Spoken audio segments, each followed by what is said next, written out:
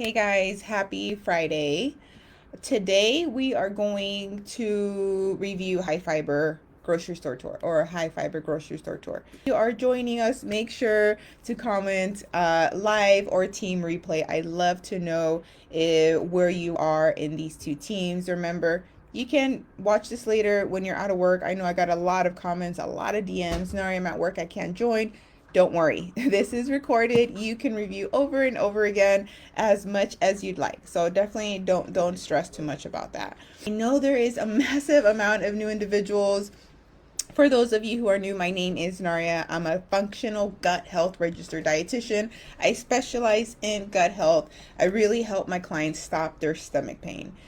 So today is going to be focused on high fiber. But again, if you're here and you have questions, just type them in the comments and I will definitely address them. All right. Okay. All right, guys. So now we are going to start with Walmart. So let's do groceries. Let me go back here. Okay.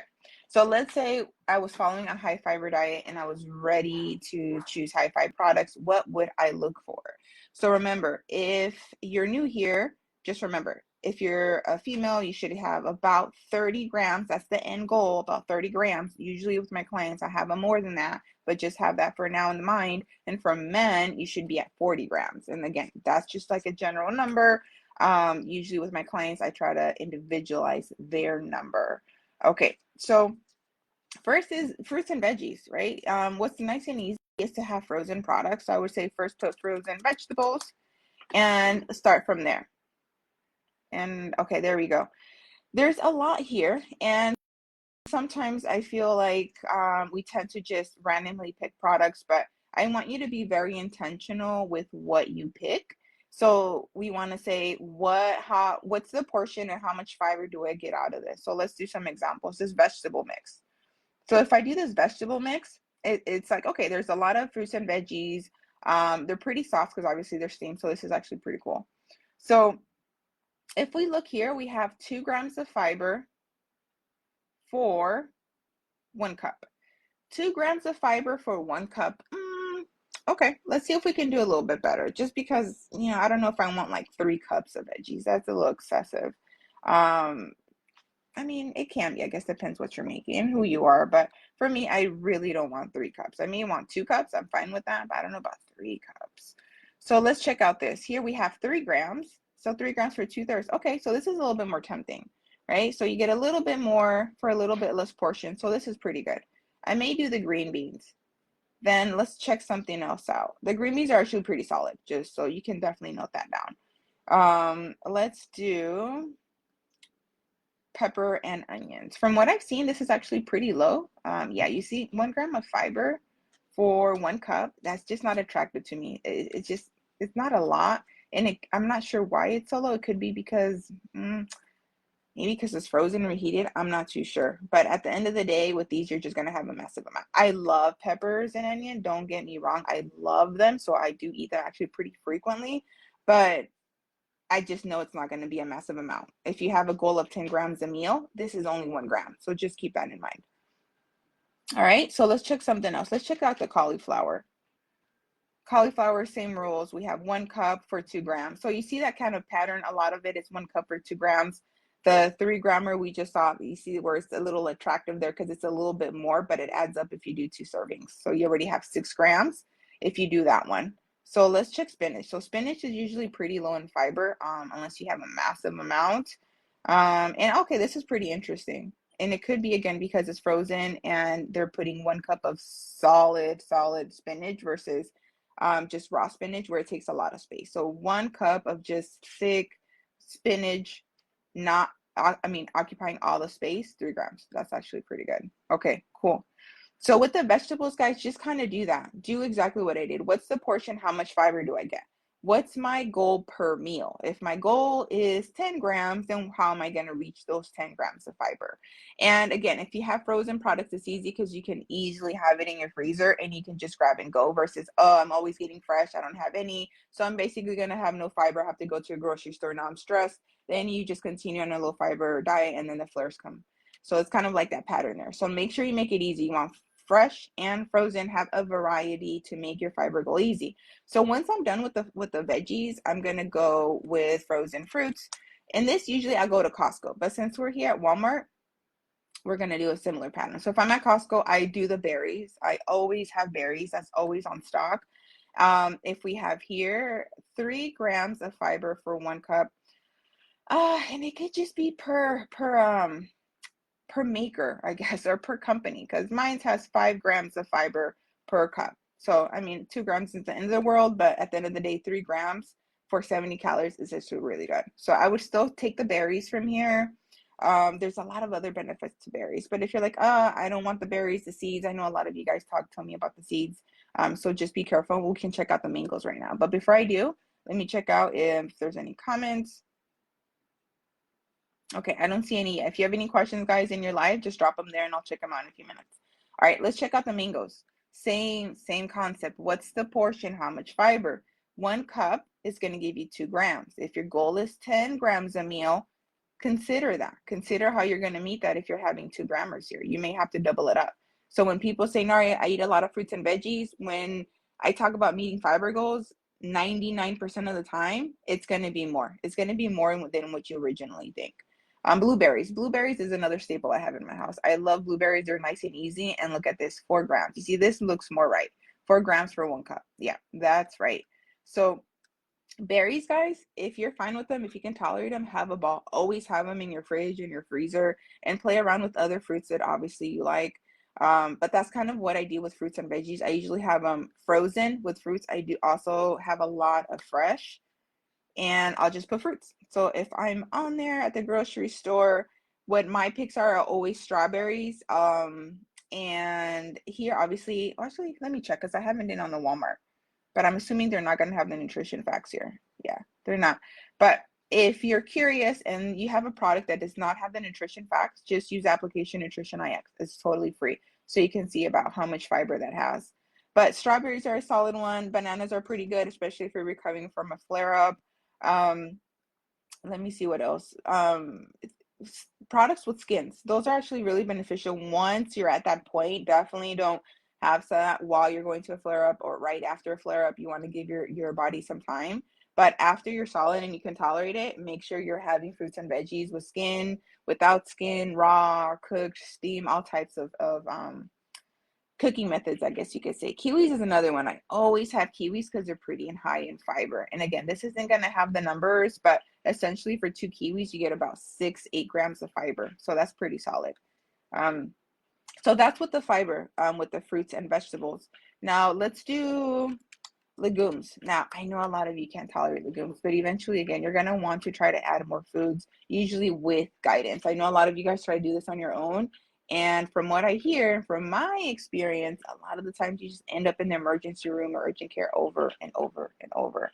Guys, sometimes just investing and working with a dietitian for 6 months or so can save you years of pain, not even weeks or months, years of pain.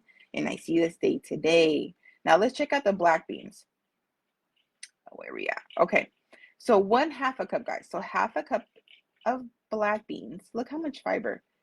9 grams of fiber. That's massive. So if you're trying to reach 10 grams a meal, this is nice and easy. If you can tolerate, when you can tolerate, when it's safe, this is great. That's why I always tell my clients, fruits, veggies, legumes are going to be your best friends. Now, if we go to whole grains are fine, but in moderation, guys. In moderation, please, in moderation. Most of your fiber should come from fruits, veggies, and whole grains, period. Whole grains are in moderation. All right, so let's check out some other beans. Let's do pinto beans because I like pinto beans. Okay, so let's see, 1/2 cup, 6 grams. Still really high. You see how high this are? This is really, really good. Now, if you're diabetic, you may want to be careful because of the carb content, and that's a whole other video.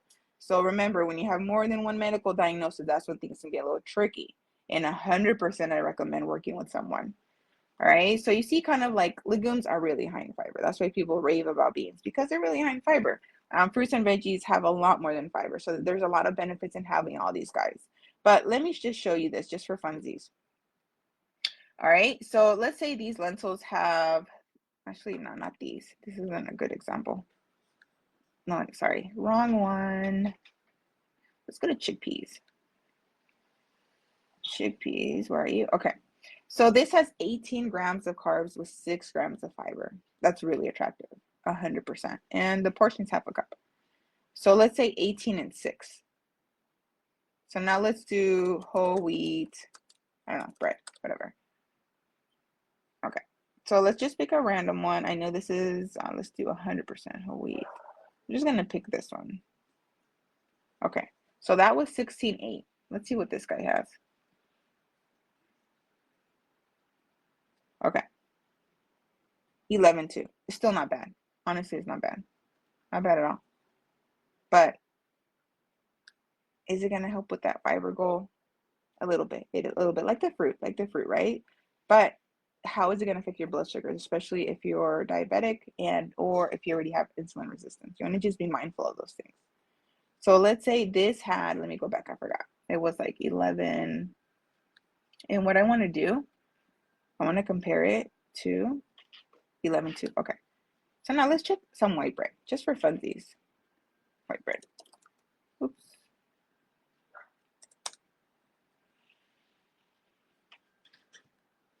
Oh, Wonder. I think that's just a classic. Can't go wrong with Wonder.